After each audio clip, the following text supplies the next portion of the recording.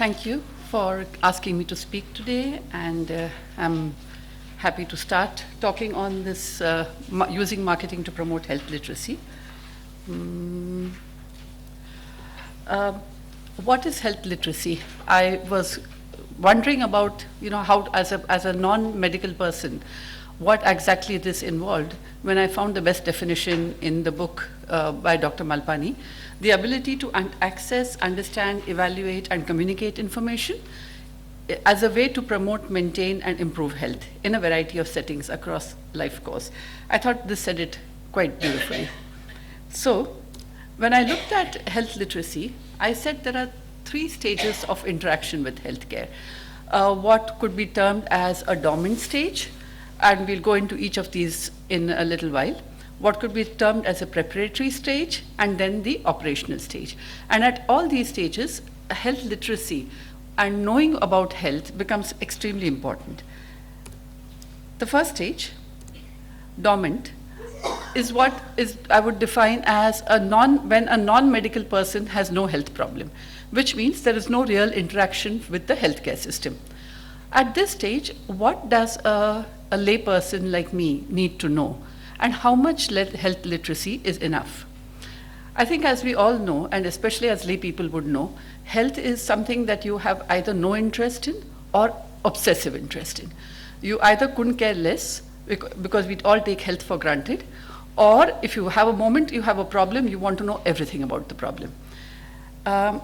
In this kind of a situation, and again in a world today, which I'm a little sorry for, where there are no general practitioners easily available, or there's certainly no family doctor, who does one turn to for simple basic health literacy, other than the internet? And the internet, as again we know, is a very iffy thing. Either you are able to find the right source, or you find all kinds of conflicting and confusing information. I'm saying, what does a person need at this stage, in a lay person in a dormant stage?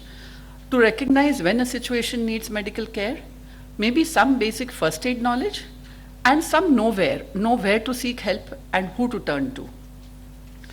What would be the role of marketing in this situation? I would say the role of marketing would be to first keep a general level of information flowing through a range of media, through TV, through print, through radio, through internet. I'm reminded, for example, of articles that the Reader's Digest used to have. I'm John's liver, I'm John's heart. They gave a very good basic understanding of how the body functions for a layperson. These have completely stopped. I don't see these any longer. Email acts as a source of information. For example, there was an email that did the rounds that says how to recognize when a person's having a stroke. Interesting, useful, but again, I don't know how much people remember, but a constant flow of good, reliable information in the media is required. The key question, of course, is who will pay for these messages? For example, would employees pay to have would organizations pay to have their employees get some basic amount of health literacy? And again, there's a question that all this and internet and all is all very well for literate audiences in the urban areas. How do we reach health literacy out to rural people, to illiterate people, and to poor people? I think I should have said in the beginning, I have questions. I don't think I have answers, but these are just thoughts that I wanted to leave. The stage 2 is the preparatory stage, which is when a person has a health problem and needs to consult a doctor. The first requirement here becomes know where. Where do I find a good doctor? Should I go to a general practitioner? Where are the general practitioners? Should I go to a specialist? If so, who is the specialist I should go to? Now, some questions answer themselves very easily. I mean, if I have a tooth problem, I'm clearly going to go to a dentist and nothing else. But for every other kind of situation where you have a vague ache or something uncomfortable, you don't know who to turn to. And where do I find a reliable and a capable doctor? What will all this cost me? Again, big questions that I'm talking from a patient's point of view, that the patient seems to want answers to, does not easily have answers to. A huge lacuna today. Marketing says that marketing is about getting the right product at the right price, positioned to grab the attention of the right person at the right place at the right time.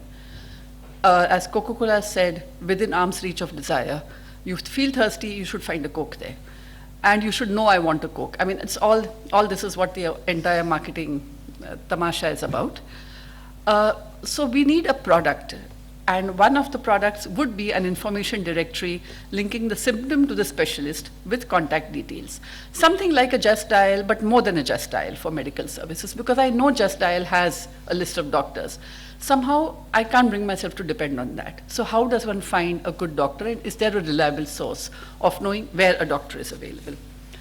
And what is, again, a price? What is it's a difficult question. If you had a directory, for example, you have had a print directory, would people pay for it? Because again, this information is invaluable when you want it, but otherwise it's just going to collect dust. So how does one monetize this? Who's going to pay for it and how? And the place, where should this be available? The internet, of course, has an enormous opportunity, and there are search engines which make it possible. But the question is, one, how reliable is this information? Does one really hit the right button at the right time? And two, what about the huge population that's not online? We are tempted to think that internet takes care of everything, but there is a huge population that has no connection with this. And the third stage is the operational stage, defined as when a patient and a doctor come together for a problem.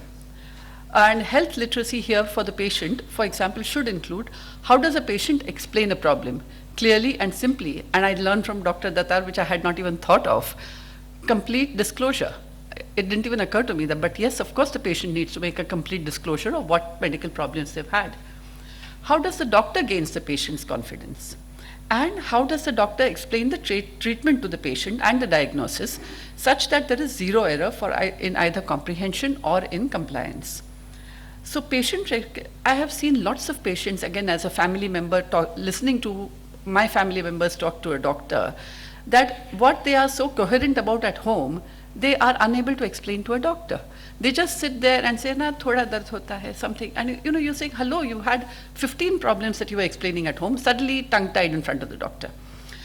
Then sticking to the point, either if they're not tongue-tied, they are rambling. They go on and on and on because they've found an audience whom they can't let go of. So being able to explain to a patient how to give information, what information to give, and how to be clear and coherent about it. The doctor's role. In a marketing jargon, this is the point of sale. I mean, it is an invaluable, precious moment. A lot of marketing people would give their right arm to be able to get a client sitting in front of them all attention. This is the moment the doctor has to listen and to hear and to ask questions and to pick up cues. And I can tell you, both as a patient and as a person who's researched this area, it is so important for the patient to know that I am being heard. Yet today what happens, one option that a lot of specialists use is to have a junior doctor ask you all the questions, a disinterested junior doctor who's taking down notes. Then you go to the specialist who flicks through the notes like this, doesn't even look at you, and you feel that, here is my moment when I want to talk and I want to explain. And the doctor flicks through it and says, yeah, okay, fine, this is a diagnosis, this is what I'm prescribing. That moment of interaction and of building trust completely lost. Again, explaining the diagnosis in simple terms, in using illustrations, even compliance, this is what you're supposed to do. If illustrations could be used, so much of the less literate audience could be communicated to. And explaining compliance, explaining the criticality of compliance. With rural patients, I have seen the moment they feel a little better, they feel it's over, the problem's gone, and they don't recognize the need to completely take the entire course of medicines. At this stage is where I think a junior doctor can come in. So if you must, and I recognize the specialists run short of time, you have a junior doctor come in, take over, explain treatment, compliance, ensure understanding, and cater to the cultural context. For example, another lacuna in the allopathic world, you don't talk about diet, you don't talk about rest, you don't talk about a lot of things that are culturally important to us. And the patient walks out feeling, but what am I supposed to eat? What am I supposed to do? How am I supposed to take this medicine? How much before meal, etc., etc. A lot of information and explaining is needed at this stage. And finally, again, from a marketing point of view, follow through. Why is it so rare for a doctor's office to call back and say 2 days later, how are you feeling? Has the medicine worked? Are you better? I mean, if Vodafone can call me up and say, how was your interaction, which I don't care about, why can't a doctor call back? You know, so that again is an opportunity for helping the patient become more literate and for interacting with the patient. There goes the Santur.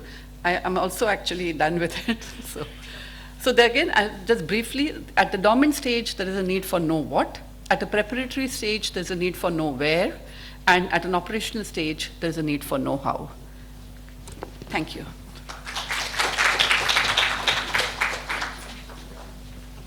Thanks a lot, Ms. Hema Vishwanathan.